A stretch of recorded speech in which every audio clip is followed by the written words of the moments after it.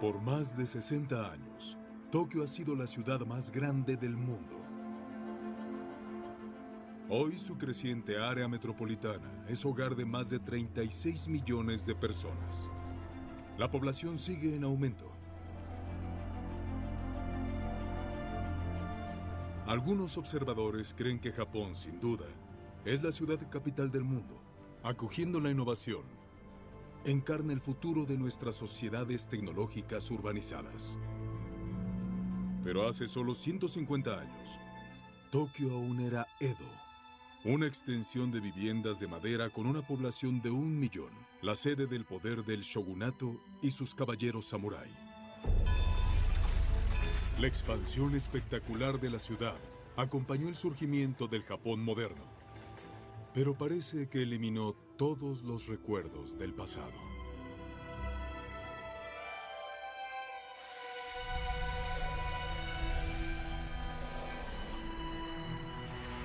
El ascenso de Tokio a color. Estas raras fotografías capturan un momento crucial en la historia de Japón, la era donde Edo se volvió Tokio. Por más de 2 siglos, Edo, Japón había prosperado intencionalmente aislado, gobernado por señores feudales. El contacto con el extranjero se limitaba a 2 países, China y Países Bajos. A mitad del siglo XIX, los grandes imperios colonialistas forzaron a Japón a abrir sus puertos al comercio internacional. Los partidarios del emperador Meiji adoptaron un credo nuevo. Japón tenía que ser modelado a imagen de las naciones occidentales, como Gran Bretaña, Francia y Estados Unidos, para mantener su independencia. En 1868, el emperador mudó su gobierno de Kioto a Edo, renombrado Tokio, la capital del este.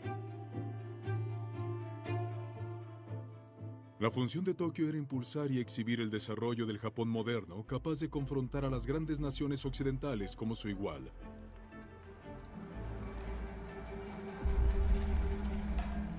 Treinta años después se hicieron las primeras películas de Tokio por visitantes occidentales.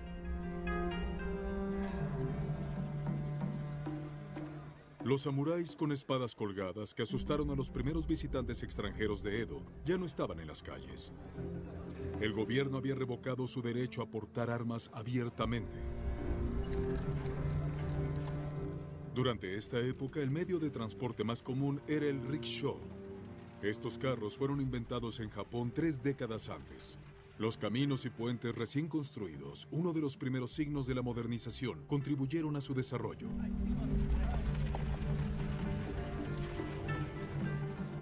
Los primeros vehículos occidentales que aparecieron en la ciudad fueron los tranvías. Aquí aún son tirados por caballos. Las rutas serían electrificadas después. Estos son edificios de madera tradicionales típicos del periodo Edo y aún revisten las orillas de los muchos canales de la ciudad. El mercado de pescados en Tokio, que alimenta a toda la capital, es operado desde estos embarcaderos. Ya pasaron 40 años desde que Japón decidió dar un gran salto al mundo moderno. Y muchas cosas ya han cambiado. El eslogan oficial de esos tiempos era Fokoku Kyoei, o enriquecer al Estado, fortalecer al ejército. Cuando Japón adoptó técnicas occidentales, impulsó el desarrollo industrial y la modernización de su ejército. Trabajando con asesores franceses, británicos, prusianos y estadounidenses, comenzó a construir un imperio colonial. En 1895, la victoria sobre China posicionó a Japón como la nueva superpotencia militar del lejano oeste. Japón tomó la isla de Formosa, hoy llamada Taiwán. En los siguientes 10 años, Japón duplicó el tamaño de sus ejércitos y rápidamente construyó más barcos de guerra. En febrero de 1904, Japón declaró la guerra al Imperio Ruso.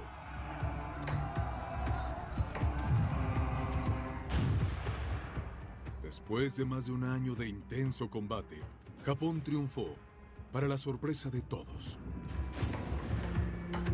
Era la primera vez que una potencia europea perdía una guerra ante un país asiático. El Imperio de Japón estableció un protectorado en Corea y ganó control sobre la península de Liaodong y la mitad de la isla de Sajalín. En 1914, como aliado del Reino Unido, fácilmente tomó las posesiones alemanas en China y el Pacífico.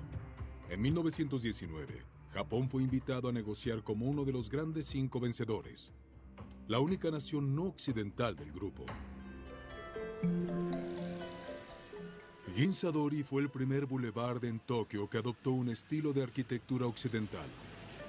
Ha jugado un rol importante en difundir las culturas extranjeras en Japón y es un distrito de compras glamoroso. Los tranvías anaranjados, ya impulsados eléctricamente, avanzaban con dificultad en las mayores arterias del centro. Habían sustituido al rickshaw como tránsito rápido. Puentes de metal nuevos, basados en modelos europeos, cruzaban el río Sumida, enfatizando la productividad de las acerías japonesas.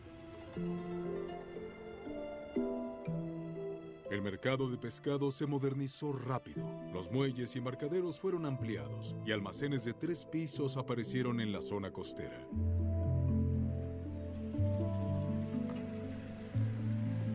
El enorme esfuerzo de modernización también engendró un nuevo distrito de negocios, donde surgieron edificios de oficinas para albergar las crecientes corporaciones.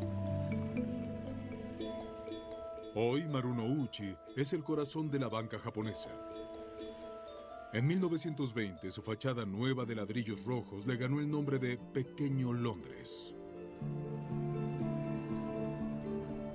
La más icónica de estas estructuras es la famosa estación de trenes Tokio, terminada en 1914. El desarrollo de vías, con la ayuda de ingenieros británicos, estaba en el centro de los esfuerzos de modernización japonés. Para 1917, un sistema de vías de 8.000 kilómetros ya estaba en operación. El Parque Ueno es el hogar de una amada estructura que simboliza el fuerte vínculo a los valores tradicionales que acompañaron el salto de Japón al mundo moderno. El último samurái, Takamori Saigo, fue un ferviente partidario del emperador Meiji.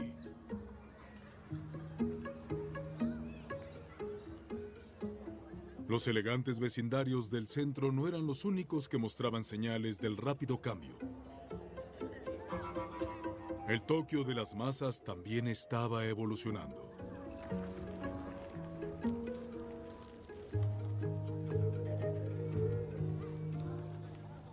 Asakusa era un área de compras que había prosperado en el período Edo.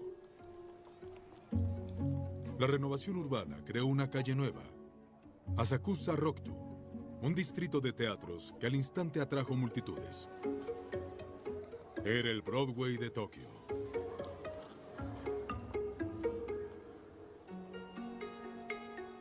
Desde 1890, Asakusa presumió la primera edificación del Tokio moderno estilo occidental, la Torre Ryunkaku, cuyo nombre significa superando las nubes. Diseñada por un ingeniero escocés, entonces era el edificio más alto de la capital. Rápidamente se volvió la atracción más popular en la ciudad, hogar de tiendas que vendían mercancías importadas de todo el mundo. La terraza de 360 grados ofrecía una vista panorámica de la ciudad.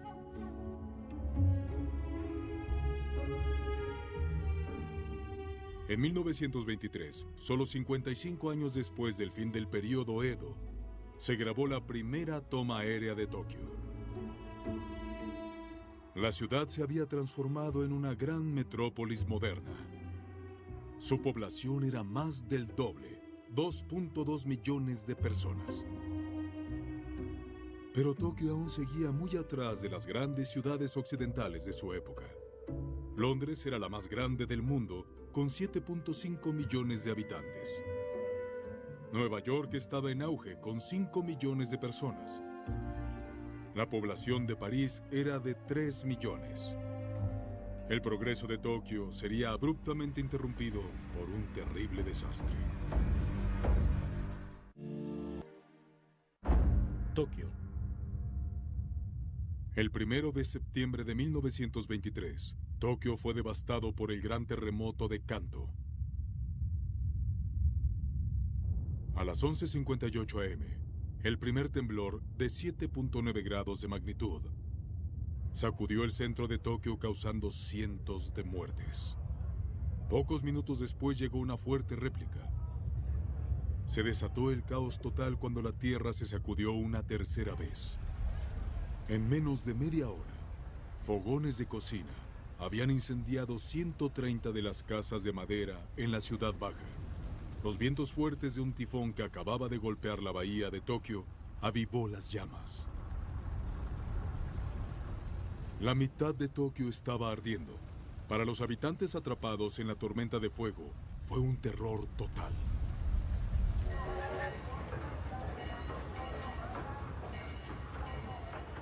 Para el final de la tarde de ese día, cientos de miles de residentes intentaban huir de ahí como fuera.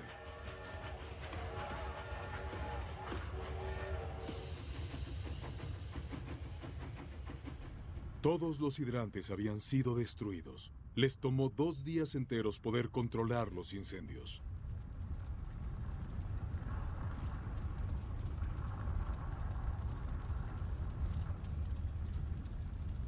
No se pudo hacer nada para salvar el centro histórico de Tokio. Estaba totalmente destruido. La evidencia de los últimos 3 siglos de historia se hicieron cenizas. La cifra de muertes era espantosa. En 3 días y 2 noches, más de 105,000 personas fallecieron. Más personas murieron por los incendios. Casi todos los edificios que simbolizaban el impulso de 50 años hacia la modernización quedaron deshechos. La ciudad estaba en ruinas. Casi la mitad de las viviendas en Tokio desaparecieron. El gran terremoto de Kanto de 1923 traumó a la región entera. Hoy, Tokio vive con miedo a otro enorme terremoto que pueda destruir la ciudad. 1.4 millones de los 2.2 millones de habitantes de la ciudad quedaron sin casa. El Parque Ueno se volvió el campamento de refugiados más grande de la ciudad, albergando a 500,000 de personas que lo perdieron todo. Para recuperarse, necesitarían fuerza, orden y solidaridad.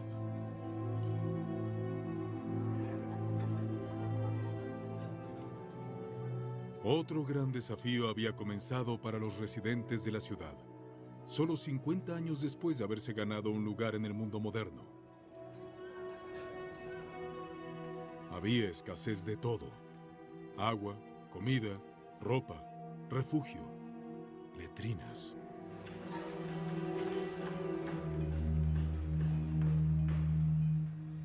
El ejército comenzó a levantar viviendas temporales, reconstruir líneas de transporte y llevarse los escombros y estructuras inseguras.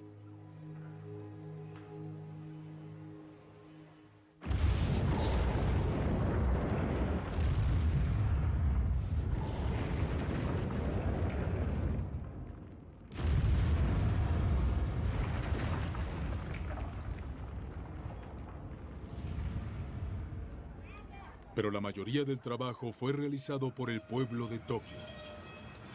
Más de 500,000 de residentes simplemente regresaron a su propiedad y acamparon ahí, en estructuras improvisadas, hasta que pudieron reconstruir sus hogares, con frecuencia idénticos a los que habían perdido. El Tokio de esta época era un vasto barrio pobre. Pero estas imágenes muestran el pragmatismo y resiliencia de su gente. En 1926, la muerte del emperador Taisho marcó el fin de una era para Japón. Cientos de miles de personas fueron de todo el país para rendir homenaje en silencio.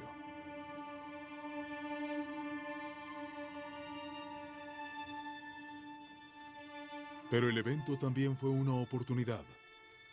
Los japoneses estaban determinados a continuar, reconstruir y prosperar. En 1926, cuando el hijo del emperador Taisho, Hirohito, ascendió al trono, comenzó una nueva era para Japón. Él era el primer príncipe japonés que había pasado 6 meses en Europa. Para 1933, ya había sido el regente de un imperio que era la tercera potencia naval en el mundo y uno de los 4 miembros permanentes de la Liga de Naciones. Pero Tokio seguía retrasado respecto a las grandes ciudades occidentales.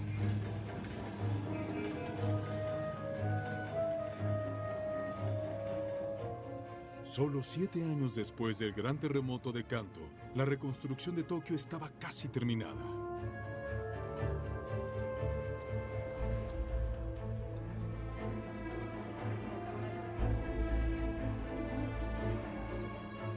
Avenidas nuevas, adaptadas al tránsito de automóviles, cruzaban la capital. El nuevo Tokio enfáticamente reafirmó su estatus como una gran metrópolis moderna del siglo XX.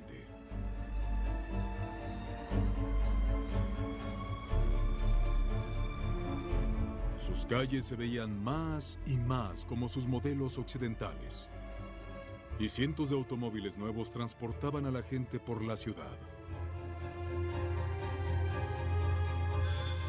Algunas de las estructuras que se han vuelto emblemáticas de Tokio aparecieron. Aún hoy se pueden ver, particularmente los puentes sobre el Sumida, que fueron destruidos por el terremoto. El puente Eitai fue reconstruido con acero en 1926. El puente Kiyosu fue construido en 1928. Es una copia de un puente en Colonia, Alemania. La estación principal de tren en Tokio, milagrosamente preservada, fue restaurada. El teatro Kabuki-za fue reconstruido en concreto reforzado. Incluso hoy, es el teatro Kabuki más famoso en Tokio. Una Ginza recién reconstruida era de nuevo un notable ejemplo de la modernización de Tokio. El estilo y la moda se volvieron cada vez más importantes. Buscando una nueva imagen, las mujeres japonesas recurrieron a las liberales y provocativas flappers. Las llamaron mogas, una abreviatura del epíteto mujer moderna, traducido del inglés al japonés. Pero un trasfondo oscuro amenazaba a la sociedad. El nacionalismo japonés, alimentado por las dificultades económicas que siguieron a la Gran Depresión de 1929. Una mentalidad hostil y de guerra atrajo a oficiales militares jóvenes. Ellos comenzaron a acusar a los legisladores de corrupción y exigieron la expansión del imperio japonés. La nación pronto se dejó llevar en una sed por conquista colonial. En 1931, los oficiales del ejército japonés que estaban destacados en el sur de Manchuria desde la guerra de 1905 con Rusia, montaron un ataque y de inmediato culparon a los chinos. Luego lo usaron como una excusa para una invasión rápida. 3 provincias chinas cayeron en manos de japoneses, casi sin dar batalla. El territorio fue llamado Manchukuo, el gran estado manchú. Inmediatamente se separó de China para ser gobernado por un emperador elegido por los japoneses. Muchos países se rehusaron a reconocer el estado títere. La Liga de Naciones declaró que aún era parte de China. Como resultado, Japón decidió renunciar a la organización en 1933. Sin embargo, la Italia fascista de Mussolini sí reconoció a Manchukuo en 1936. El mismo año, hubo un intento de golpe de Estado en Tokio. Se recuerda en Japón como el incidente del 26 de febrero. Oficiales jóvenes radicales tomaron las oficinas de gobierno en el centro de la ciudad y le dispararon a varios políticos. Los rebeldes afirman que su meta era restaurar la omnipotencia del emperador, pero el mismo Hirohito solicitó la represión del golpe. 2 oficiales se suicidaron. Otros 17 fueron juzgados y ejecutados. 70 fueron encarcelados. A pesar de la amenazante sombra del totalitarismo, las luces neón aún brillaban en Ginza, anunciando el entusiasmo del país por las costas occidentales. La propaganda del gobierno difundía hostilidad hacia China, y las demandas por una guerra de conquista se volvieron más populares.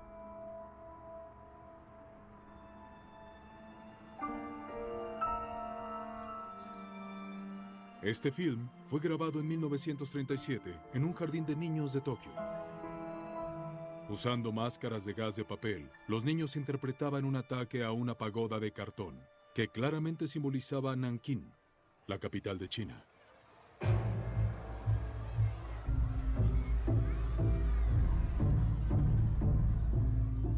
Las voces militaristas prevalecían en la sociedad japonesa.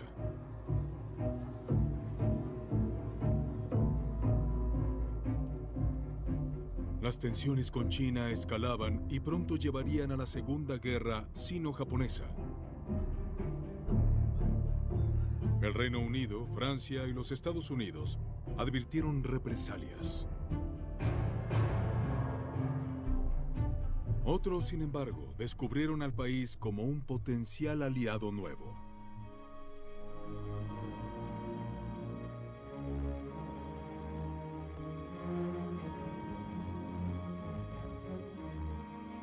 En esta grabación, la Alemania nazi elogia las ambiciones imperialistas de Japón. Desde hace mucho tiempo, estas islas han sido demasiado pequeñas para su gente. Japón debe expandirse. El año en que se proyectó por primera vez, Alemania reconoció al estado de Manchukuo y cortó lazos diplomáticos con China. Trenes cargados con soldados japoneses dejaron Tokio hacia el frente chino. En agosto de 1937, el ejército japonés tomó Pekín y Tianjin. Shanghái cayó en noviembre, después de 3 meses de mortales bombardeos. En diciembre, los japoneses marcharon a Nankín, donde cometieron una de las masacres más horribles en la historia moderna, matando a decenas de miles de ciudadanos chinos. Pero pronto llegaron a un punto muerto. A pesar de la superioridad militar, el ejército japonés se demostró incapaz de controlar las inmensas tierras que había conquistado. Entonces, las cenizas de los primeros soldados japoneses que murieron en territorio chino comenzaron a regresar a Tokio. En 1938, la Ley de Movilización Nacional fue decretada. Cada aspecto de la vida cotidiana se volvió una extensión del esfuerzo de guerra, como se muestra en este film propagandístico. A Japón le faltan recursos naturales, así que tenemos que asegurar los recursos necesarios para hacer fuerte a la nación. El reciclaje de desperdicios es una fuente de materiales. Por favor, lleven sus latas y otros metales a los puntos de recolección para que sean transformados en valiosa materia prima. Ese año, para demostrar su compromiso con la victoria de Japón, los habitantes de Tokio formaron filas largas para deshacerse de sus metales. Las ceremonias de despedida para los soldados comenzaron a incrementarse a un paso frenético. Las mujeres usaban batas oscuras sobre sus coloridos kimonos. Pronto, una nueva ley de defensa aérea impuso apagones. Al final, la guerra privaría a los tokiotas del evento que debía simbolizar su éxito ante los ojos del mundo. Con gran tristeza, el gobierno anuncia su decisión de cancelar los Juegos Olímpicos que se llevarían a cabo en el país. El financiamiento fue reasignado al esfuerzo de guerra en China. En 1940, en lugar de un desfile de atletas, el pueblo de Tokio recibió una procesión de soldados y armas. Oficialmente, la ocasión era el aniversario 2600 de la fundación de Japón. La propaganda ahora abarcaba el tema de la superioridad de la raza japonesa, destinada a gobernar Asia. El mismo año, Japón firmó el Pacto de Berlín con la Alemania nazi y la Italia fascista. Desde el fin de 1940 hasta julio de 1941, las tropas japonesas traspasaron gradualmente la Indochina francesa. El presidente de Estados Unidos, Roosevelt, exigió a Japón retirarse e impuso un embargo a exportaciones petroleras a Japón. En la mañana del 8 de diciembre de 1941, el pueblo de Tokio escuchó cómo los cuarteles generales imperiales respondieron al embargo estadounidense. ¡Atención! ¡Anuncio oficial! El ejército y la marina imperiales esta mañana del 8 de diciembre entraron en combate con las fuerzas británicas y estadounidenses en el Pacífico. La Fuerza Aérea y Naval japonesa había lanzado un ataque sorpresa a la base marina de Estados Unidos en Pearl Harbor, en el Pacífico, y forzó a los Estados Unidos a entrar a la Segunda Guerra Mundial. La nación japonesa se movilizó. Los protocolos de ataque aéreos japoneses requerían que los civiles sirvieran como bomberos, rescatistas médicos y se prepararan para ataques con armas químicas.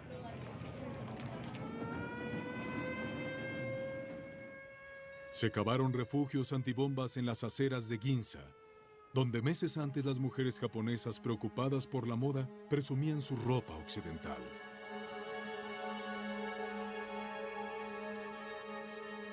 En 6 meses, la superioridad de las fuerzas militares estadounidenses fue evidente para los generales japoneses, pero a los ciudadanos ordinarios se les ocultaban las realidades de la guerra. En 1943, mientras el fervor popular se avivaba con ceremonias patrióticas, el país era golpeado por una serie de derrotas dolorosas en las islas del Pacífico.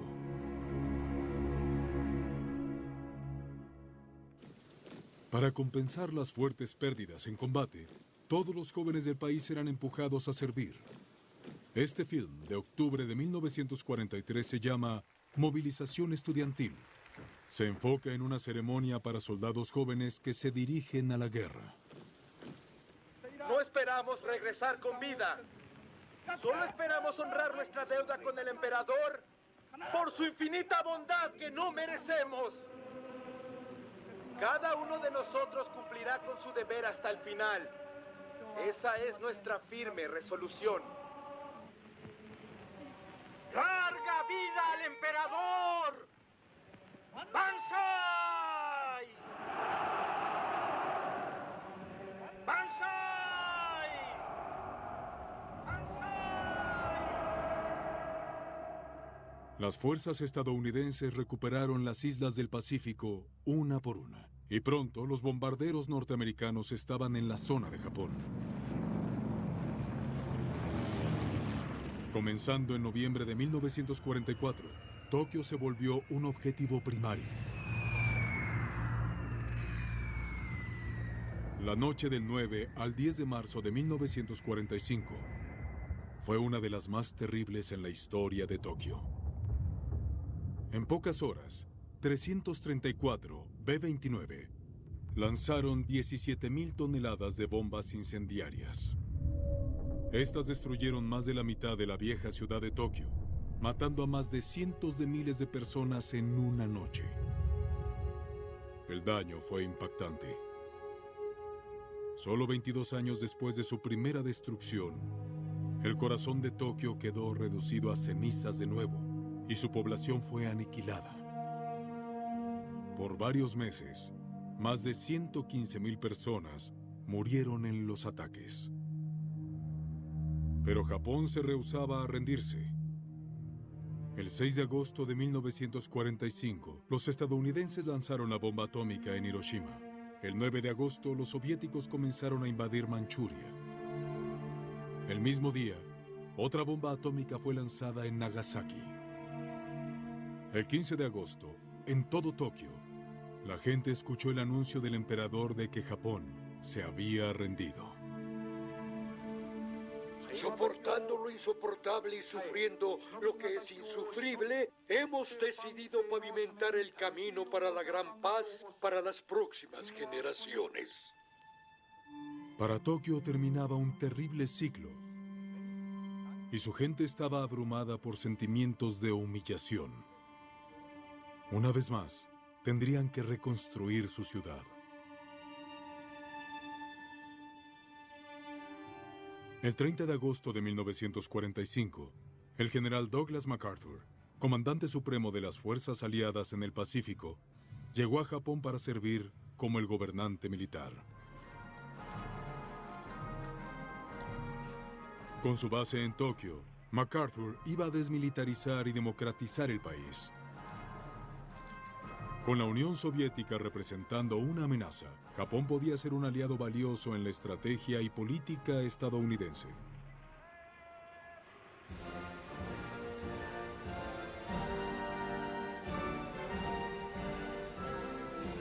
MacArthur intentó estimular la reconstrucción del país y el desarrollo de su economía nacional, basado en el modelo capitalista. Pero se enfrentó a una tarea sobrecogedora. Japón ahora estaba en un estado de extrema pobreza. Se construyeron albergues temporales para refugiar a los habitantes de Tokio.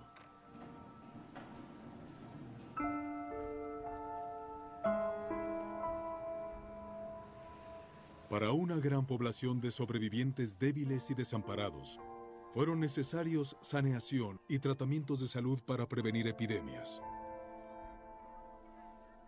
Mientras tanto, a cambio de la promesa de que la familia imperial nunca sería procesada por crímenes de guerra, el emperador firmó una declaración de humanidad. El 1 de enero de 1946, en su saludo al pueblo, él negó oficialmente que era un dios viviente y renunció a todos sus poderes políticos. Solo 4 meses después de la rendición, un camarógrafo estadounidense captó a estas mujeres dando la bienvenida a esta revolución y el año nuevo en sus kimonos más hermosos. Los juicios de Tokio comenzaron el mismo año. El Tribunal Militar Internacional del Lejano Oeste procesó a los exlíderes japoneses por conspirar para comenzar y estar en guerra. Esos juicios fueron el equivalente japonés de los juicios de Nuremberg. De los 28 acusados por crímenes de guerra, 7 fueron sentenciados a muerte y colgados. El ex primer ministro Hideki Toyo estaba entre ellos.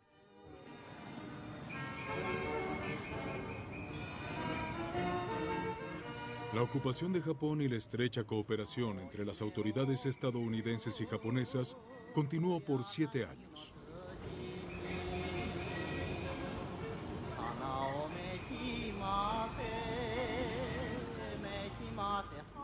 El famoso edificio Hattori, una de las únicas estructuras de 1930 que sobrevivió a los bombardeos, fue requisitada por los cuarteles generales para servir como puesto de intercambio del ejército de Estados Unidos. A veces, había unos 460,000 soldados norteamericanos en Japón, 2/3 de ellos destacados entre Tokio y Yokohama. Más que en cualquier otro lado en el mundo, la ola de cultura norteamericana que llevaron con ellos inundó a la sociedad japonesa. Pero por años hubo fuertes contrastes entre el lujo de los vecindarios norteamericanos y el resto de Tokio. Las autoridades estadounidenses impusieron medidas de austeridad para restaurar la salud a la economía japonesa. Los escasos recursos eran distribuidos entre programas de prioridad máxima. Las raciones de comida para la población eran insuficientes y se desarrolló una economía paralela. Las personas frecuentemente recurrían al mercado negro. A pesar de las adversidades que experimentaron, muchos residentes de Tokio sentían que los años oscuros de la guerra habían quedado atrás.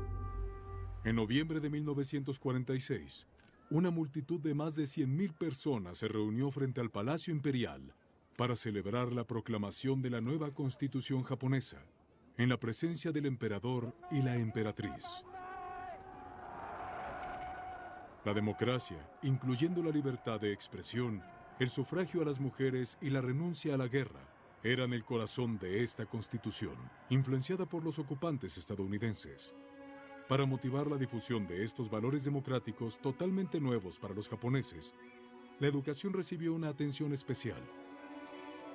Supervisada por los Estados Unidos, los programas y libros de texto fueron actualizados. Las clases de moral nacionalista fueron eliminadas, reemplazadas por cursos de educación cívica. Los estudiantes comenzaron a aprender los ideales igualitarios de la democracia.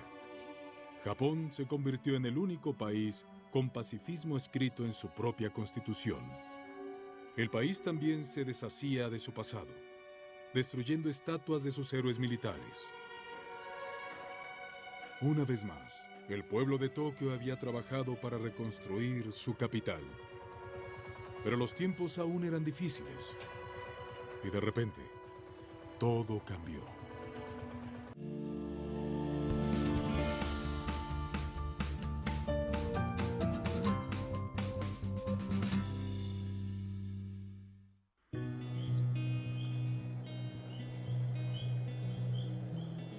Al ocultarse el sol en las selvas panameñas, inicia un antiguo ritual. Una rana de cristal macho hace un llamado de apareamiento y la hembra escucha. Estaban aguardando las lluvias y ambos descienden al arroyo esperando tener suerte.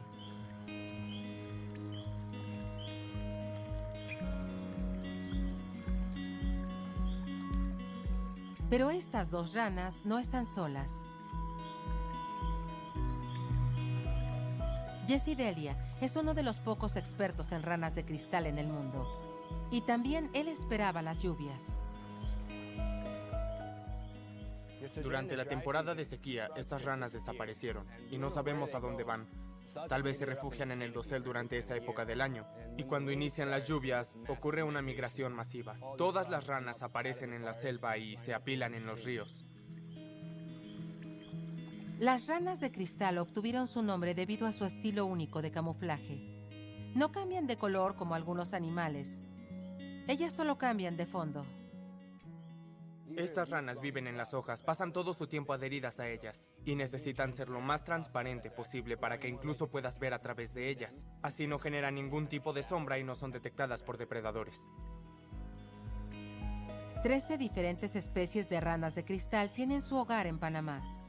Y durante esta época del año son fáciles de encontrar. Pero a pesar de su abundancia, se conoce muy poco sobre su comportamiento. Jesse es un pionero en este campo. Trabaja noche tras noche junto con su colaboradora Laura Bravo para comprender mejor a estos anfibios translúcidos. Está particularmente interesado en su conducta familiar. Nos hemos dado cuenta que el cuidado parental en estos grupos es muy diverso, y ellos cambian de sexo, así que hay especies que tienen cuidado solo de un macho y especies que tienen cuidados de una hembra.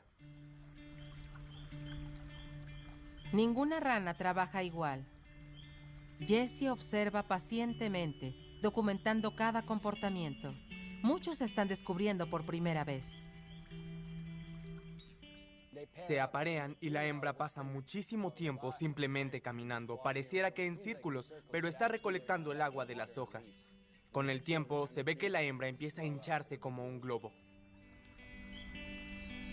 El agua almacenada dentro de la hembra hidratará sus huevos cuando los ponga. Al liberarlos, el macho los captura con sus ancas traseras y los fertiliza simultáneamente, y se queda sobre la hoja.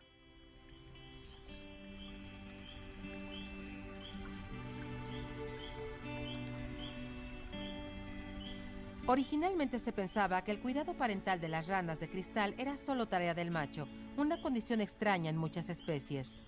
Pero el tiempo de observación que invirtió Jesse demostró que es falso. Se pensaba que la hembra desobaba y se iba, pero al volver a trabajar noche tras noche, empecé a notar que la hembra se quedaba después de desovar.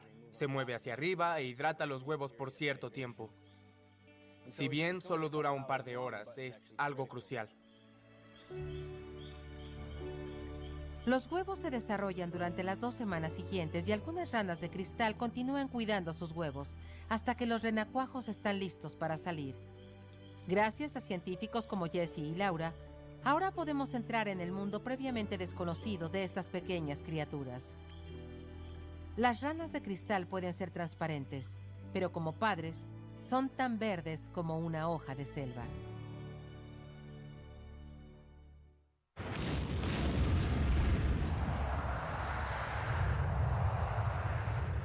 En 1950, los Estados Unidos fueron a la guerra en Corea, usando a Japón como base para operaciones y equipo.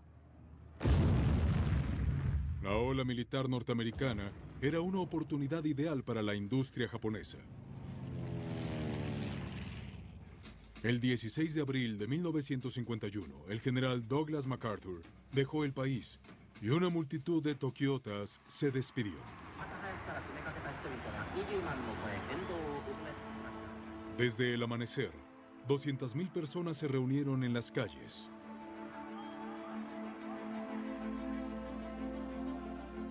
Cinco meses después, Japón firmó el Tratado de Paz de San Francisco y el Tratado de Seguridad Mutua con los Estados Unidos. Los enemigos de la Segunda Guerra Mundial ahora eran aliados, y el nuevo Japón pacifista estaría protegido por la sombrilla nuclear norteamericana.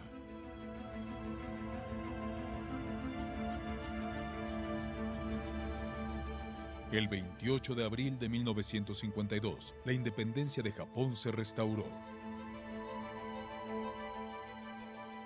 De acuerdo con los directivos del nuevo gobierno, los japoneses, a partir de ahora, dedicarían toda su energía al desarrollo y modernización de su economía, en un intento por recuperar el respeto dentro de la comunidad de naciones. Solo 10 años después de su destrucción, Tokio ahora era el corazón de la reconstrucción económica del país. Durante la guerra, los jóvenes del país se fueron al frente desde la estación Ueno. Una década después, Ueno era donde convergían de todos lados del país, trayendo su determinación y entusiasmo a los trabajos en la capital. En 1955, la población de Tokio llegaba a los 8.5 millones, convirtiéndola en la ciudad más poblada del mundo. Solo 3 años después de la partida de las fuerzas de ocupación estadounidenses, Japón había empezado una fase de rápida expansión sin paralelo en la historia moderna. El distrito de compras Ginza había resurgido de sus cenizas y era glamoroso de nuevo. Tokio es sujeto a ola tras ola de tendencias de moda, el producto de un monopolio norteamericano en ideas.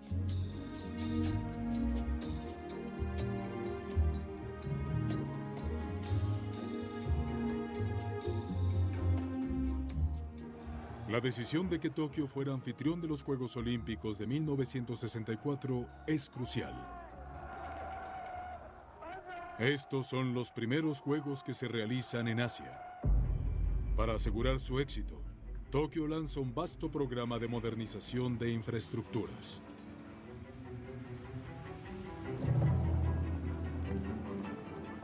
La metamorfosis tiene 2 metas: reforzar el crecimiento del país y transmitir al mundo la imagen de un Japón pacífico y próspero, a la vanguardia de la modernidad.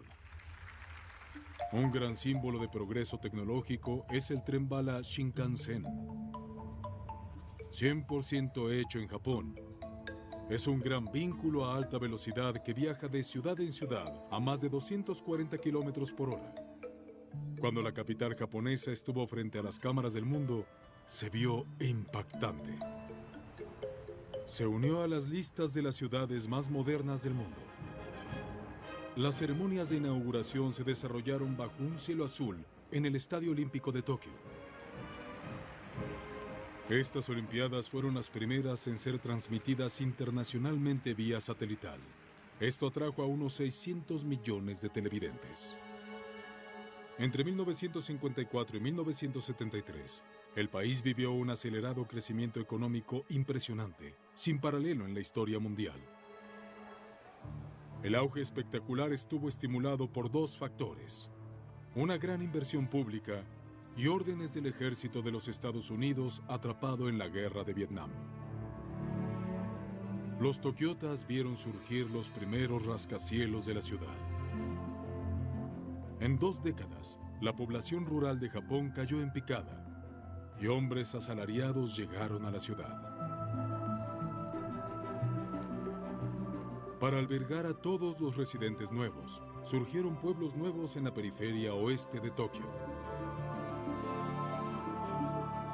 En 30 años, esas ciudades satélite crecieron por casi 20 millones de personas. La marea de trabajadores que hacían el viaje redondo de los suburbios al centro de Tokio diariamente requería un crecimiento exponencial en el sistema de transporte por tren. Hoy, la red de transporte público de Tokio es por mucho la más grande del mundo. Los pasajeros diarios en la principal área de Tokio es el doble de la de todas las grandes ciudades de Estados Unidos combinadas. El consumismo desenfrenado se convirtió en una actitud patriótica. La crisis de petróleo de 1973 afectó a Japón, al que siempre le faltaron recursos naturales. En Tokio, el miedo al desabasto llevó a una saturación en supermercados. El país reaccionó desarrollando autos de bajo consumo y miniaturizando sus productos industriales. También desarrolló un vasto programa de energía atómica.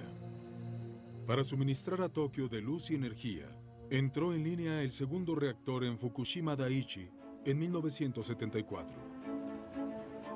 El ascenso de Japón llegó a su cima en la década de los 80 y fue conocida como la burbuja económica.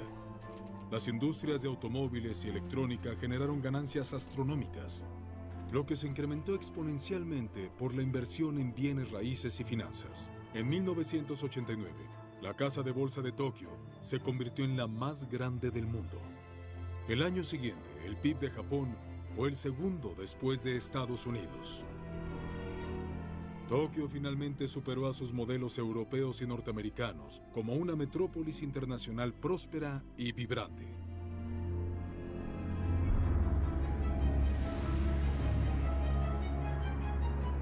...1991 fue el año en que la burbuja se reventó.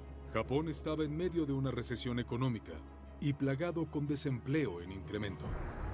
Uno por uno, los valores y promesas que fueron los cimientos del ascenso del Japón moderno de la posguerra fueron minados por eventos dramáticos. En 1995, 12 personas murieron y 5.500 fueron heridas en un ataque de gas sarín en el metro de Tokio.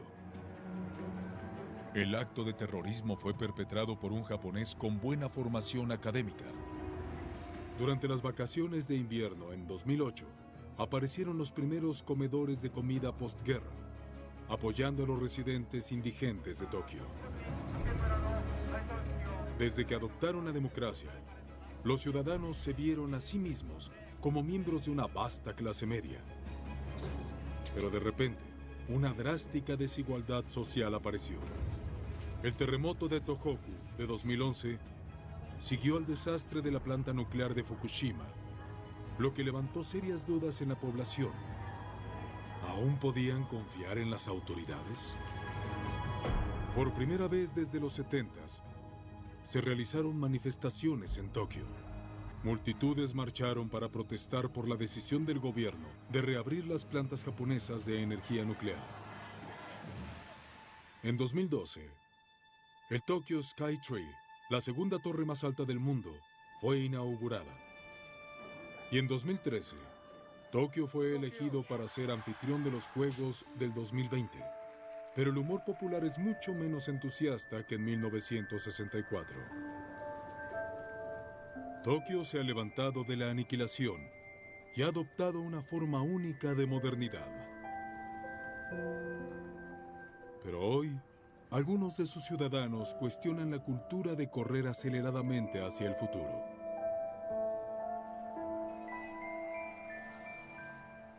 Ideas que fueron dejadas de lado por más de un siglo por el bien del esfuerzo colectivo se han convertido en las preocupaciones centrales otra vez.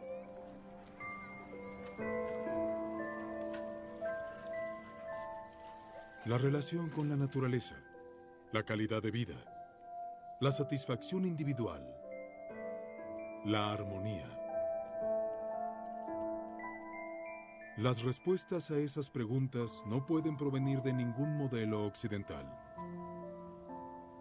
Y Tokio ahora se cuestiona cómo definir ser moderno.